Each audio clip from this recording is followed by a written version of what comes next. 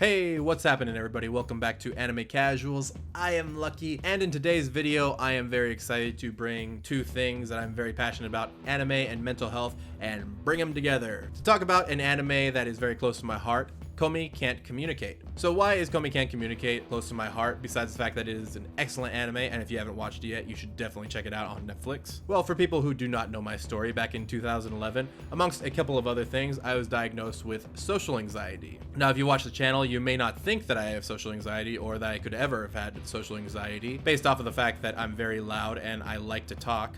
But it wasn't always that way. It even got to the point where I had to be hospitalized. Not specifically for social anxiety, I had a couple of other things going on, but social anxiety was kind of the root of a lot of my problems. So when Komi Can't Communicate came out, I decided to check it out, and I was very pleased with the way that social anxiety was brought to light in this anime. I just want to let you guys know I'll be spoiling stuff up to episode 6. Nothing crazy plot-wise, but some of these parts are pretty important, so if you want to check them out fresh, then go ahead and check out Komi Can't Communicate on Netflix. So before we go any further, I wanted to give you some criteria that professionals would actually look for when diagnosing social anxiety. And these are all from the DSM-5, which is basically a gigantic dictionary of symptoms for different mental illnesses and stuff that typically anybody worth their salt is going to use to help diagnose a patient. Persistent, intense fear or anxiety about specific social situations because you believe you may be judged negatively, embarrassed, or humiliated. Avoidance of anxiety-producing social situations or enduring them with intense fear or anxiety. Excessive anxiety that's out of proportion to the situation. Anxiety or distress that interferes with your daily living. Fear or anxiety that is not better explained by a medical condition, medication, or substance abuse. So now that we have our definition, I did want to bring up something that each episode highlights very well. There's typically a narrator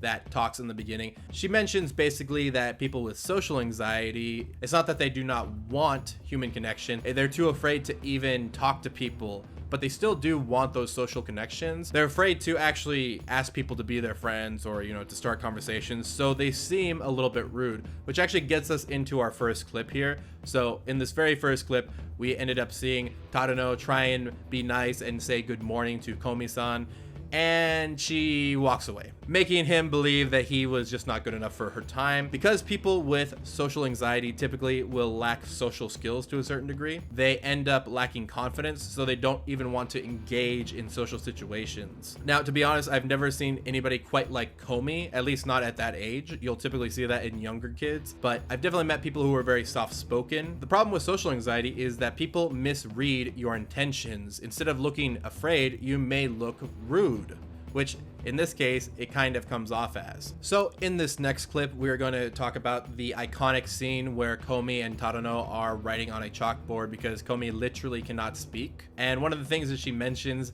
is that people are cowering before her and she thinks that everybody hates her, which a lot of times people can misread your intentions because you are a little standoffish, which can be seen as rude, or you don't seem like you want to engage in people. Well, it goes the other way as well. A lot of times people with social anxiety are sensitive to social cues, but they kind of suck at reading them a lot of the time because they're not used to social situations. They just kind of let their anxiety take over and let all the negative thoughts take over, which means they're going to think negatively of almost anything. This happened to me a lot as I was growing up because anytime somebody complimented me, I thought it was a comment out of pity or I didn't deserve it. So we're gonna fast forward a little bit past when Osana actually meets Komi and they end up becoming friends, to a point where Osana actually ends up asking Komi, hey, can you go get me this long order from Stan Banks, which is supposed to be a ripoff Starbucks for this world.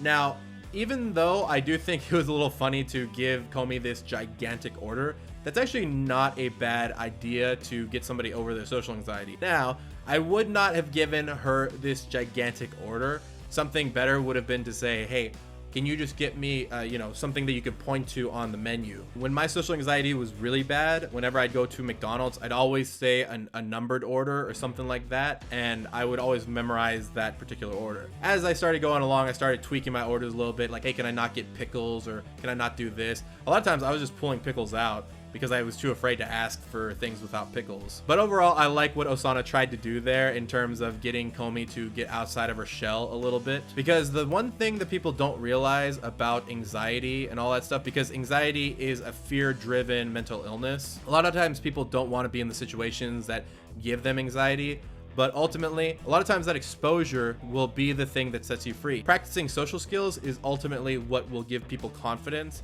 and will get rid of a lot of the social anxiety that got them there in the first place. But at the same time, of course, you never want to overwhelm somebody with all of this stuff in the first go, or else it'll make them want to not engage in those things again. And the other thing I wanted to talk about in terms of Komi going to get that latte or whatever the hell that thing was, is the fact that even though Komi doesn't get the right thing, those types of things should be celebrated. You see, one of the other things I used to deal with was depression, and just getting out of bed every single day was enough to celebrate about, enough to give me motivation to do the rest of the day. And with social anxiety, it's a lot of the same things. You have to celebrate the small victories. You don't have to just celebrate the gigantic milestones. Another example would be if you're trying to lose weight. You don't have to just look for the 20-pound mark. If you lose a pound in a week or a pound in 2 weeks, that's a pound lost. You really have to look at the small incremental changes just as much as the big ones. But if you only focus on the big ones, you're gonna be discouraged because you're not gonna meet them nearly as fast as the small incremental ones. So yeah, Komi, don't cry. You are doing great and you're making progress. And that is the most important thing with any mental illness, is that you're making progress. You're doing it step by step, and it's not a sprint, it's a marathon. And this next clip kind of goes by just in passing, but I did want to mention it. This is when Osana and Tadano are actually over at Komi's house,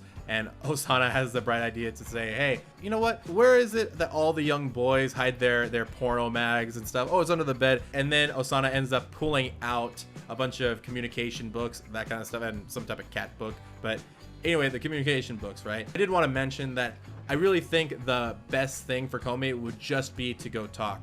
One of the things that I used to do is whenever I went to the supermarket or anything like that, I would always engage in conversations, but nothing too long. It would literally just be like, hey, how are you doing? And then I would ask them if they could tell me where the item that I'm looking for is. Something very, very simple. And that helped me engage in conversations as I started to work in retail. Retail was another thing that helped me engage in conversations a lot more. But ultimately, you're not gonna learn a lot of these things just from reading a book. You really need to go out there and actually practice these things. But either way, I do like the enthusiasm that Komi is putting out there. All right, fast forwarding a little bit, we're going to go to the local Chunibyo Naka-Naka-san. One of the things I wanted to highlight here was, you know, throughout this episode, Naka-Naka is doing the typical Chunibyo thing, making up some type of weird fantasy with them and Komi. Eventually it gets to gym class where they are going to go do stretches. And typically in Japan, I don't think I've ever done this in PE before, but typically in Japan, you'll typically have like a stretching partner to do things with. And in this case, Naka-Naka-san is just looked over and Komi is getting all the attention. Everybody wants her to be their stretching partner. And Komi-san ends up going up to Naka-Naka, who is feeling very down at this point, trying to make excuses for why they are alone and why they're okay with being alone, which actually kind of goes pretty well with social anxiety. That was another thing that happened to me,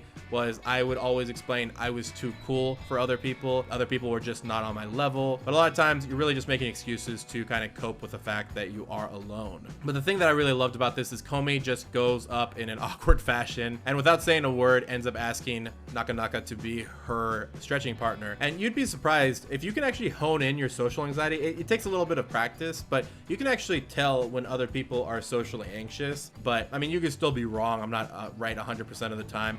But I love that Komi ends up recognizing the situation and showing that situational awareness to say, hey, do you want to be my stretching partner? And I just love the progress that Komi is making. I think that's one thing that Komi Can't Communicate does super well, is it shows the progress that Komi is making as the series goes on. And the last thing I want to talk about, I believe happens in about episode 6. Komi is in bed and thinking about all of the things that she could have done better, which is a classic step in social anxiety. So for people that do not understand the anxiety spiral, this is something that I heard a lot when I was in the hospital, but just kind of got reaffirmed as I started to go along with my social anxiety journey. Now, I narrow it down to about 3 stages. So the 3 stages of the anxiety spiral, in my opinion, are the pre-situation anxiety, which before an anxiety-ridden situation, you start thinking about the situation, your anxiety starts going up, and the situation hasn't even happened yet, right? Then there is the during situation anxiety. So you're at whatever situation, maybe you're trying to talk to people, your anxiety is spiking. Then there is the post-situation anxiety, which is something that's very overlooked in my opinion, because